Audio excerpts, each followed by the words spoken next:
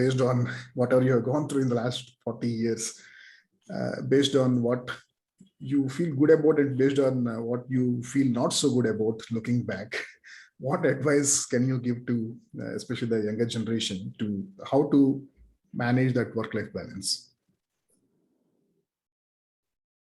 In the last 2 weeks, I was asked this question twice. That is the third time. And as the thoughts evolved, in fact, potentially it will be a blog post soon. Interesting title I had come up with while I was doing the second answer. It evolved from the first and then moved to the second, and probably in some shape today. And I'll build on that, and probably by the time I get to my blog post, it will get refined a little bit more. Work-life balance, the title at least I have is the physics, maths, and chemistry of work-life balance. Balance is actually a physics concept. Obviously, I go back to my undergrad when I'm talking about physics, maths, and chemistry. Either you're trying to balance something, and it's a work and life. First, you need to delay a work and delay a life. Work, I already talked about the human capital, the three elements in that human capital. What are you balancing? Work is not just the tasks for today, but you're looking at how do you managing your intellectual capital or emotional capital as well as your social capital. Now, similarly on the life, life again has got, let's say you can do it many different ways, but once again, three. You will see many threes in my conversation because one of the adage I believe in is that there are only 4 numbers in the world: 1, 2, 3, and many. So once you cross 3, it becomes just a little too much to digest.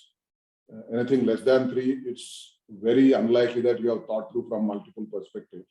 So we have lots of 3s in my general mental model.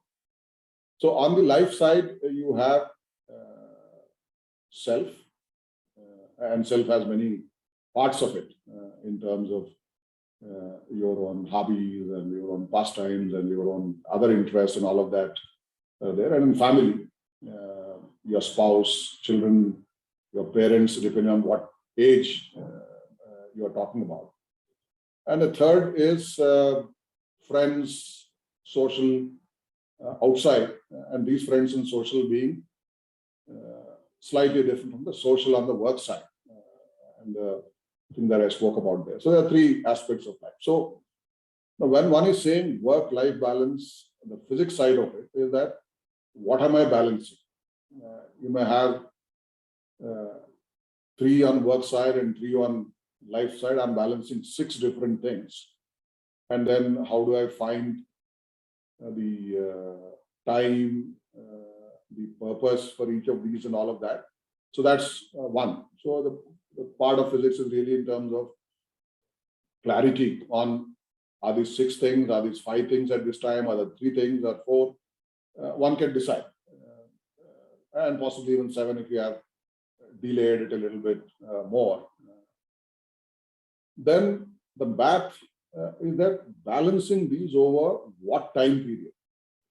If there is a mismatch in terms of, I understand what I'm balancing, but over what time period I'm balancing them, when that's a mismatch, then you have it stress. Whether you're balancing this by saying that I'm doing a 9 to 5 job, that's work, 5 to 9 is life. You could look at it like that. Or you say Monday to Friday is work, Saturday, Sunday is life. Or you say I'm in a 24/7 job. Every quarter I have a week of quality life, as it were called, and so on and so forth. So balancing over what time? If you're saying that I'm living in one town working for one company and my spouse is living in another town working for another company, we need to balance. Probably balancing over a weekend becomes far more important than someone who is balancing on a daily basis or a quarterly basis. So it depends on your career stage, life stage, as to what am I balancing over. In my own 40 years of career and my own personal life along this time and all of that, I've gone through balancing across all of this. There were times when I was in a 24/7 job. I was the commodity trader. So my work would start by the time Japan gets into trading and will end only when San Francisco sleeps. So that means literally there is no time in between that you have. And I had 3 fax machines at home and 1 telex machine from that era. So when the only way you could balance, and that was the time my children were just born and they were young in the schooling and all of that. So the best way to manage at that time was literally a holiday of 1 week every quarter where nothing else then matters. Because on a day-to-day basis, you won't be able to do that. And those are the days when Middle East was still operating on with a holiday on Thursday, Friday, operating on Saturday, Sunday. Therefore, you didn't have that weekend also like that. Middle East is an important market for India. So there were different points of time as I evolved. Then I moved on from being a chief trader into a general manager. And okay, other than when someone calls, I'm back at home, and therefore you are balancing out on a daily basis. So if you are, that really is the maths in terms of what period you are really balancing. And in everyone's own journey at different points of time, one would have all of these happening, as it happened in my case.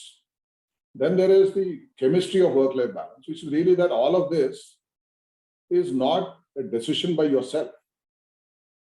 If I say I want to balance over the week or a day or a quarter and all that, it needs to align with rest of the people you're balancing it with. That's where you need to align, and that's the chemistry. Your spouse has to say, yeah, this makes sense at this time in your career, and therefore this is how we do it. If that doesn't make sense, you may have to tweak and pick up something else. This also could be one of the reasons as to why you make those job choices quite often.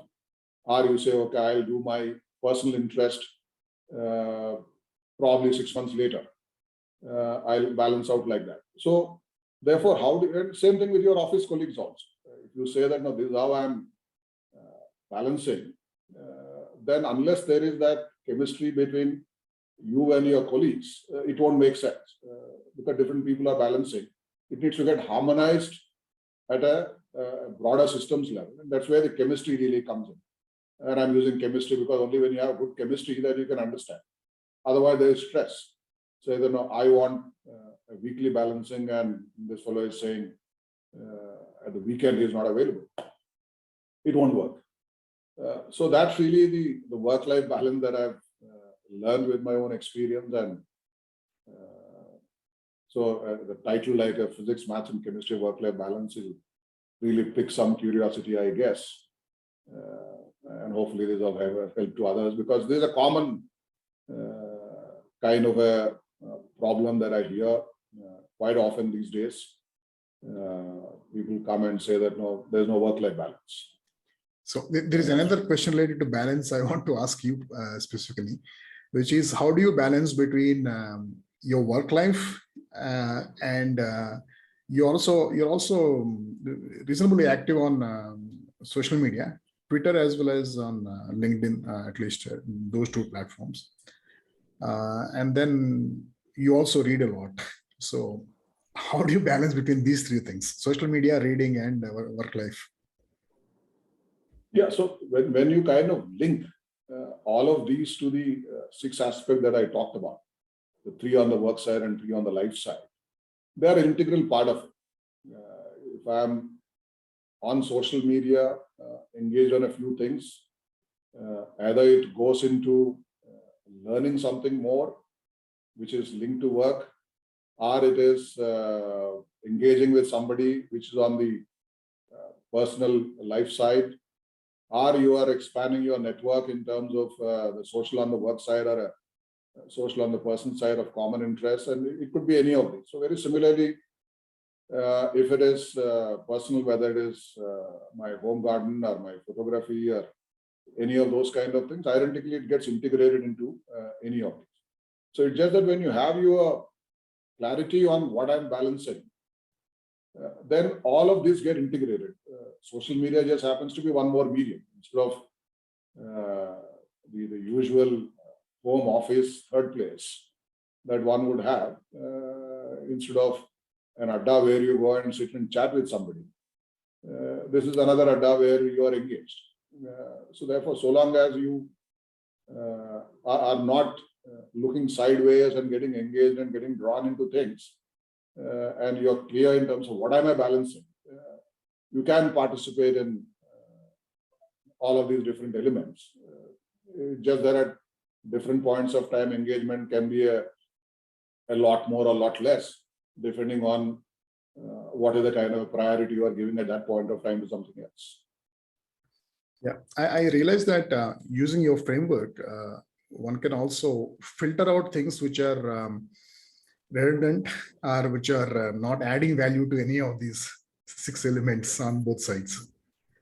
Yeah, but there's other simple template that I use see, obviously, any thing is a combination of multiple tasks. When you break down, you have a simple template that should this task be done at all? Should this be done by me?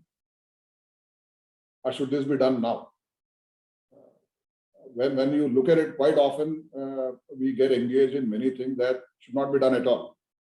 It's just that you're getting drawn into many things. So when you filter that out, you have a lot of time available.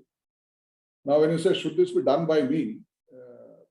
You can, when you say that, okay, this is ideal, and not just in a work kind of a context, delegate to a team. Quite often, it could be to transfer out to a peer group through a task force, or you can escalate to your boss, or you can outsource it to a machine. All of these are possibilities in the question on should it be done by me. And all of these are possibilities that we normally don't exercise if we don't think through very well. And then should this be done now?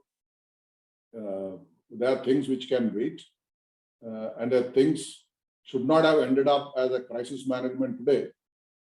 If you did it well at a point of time, in this manner, I should have done it now. So all of that really open up.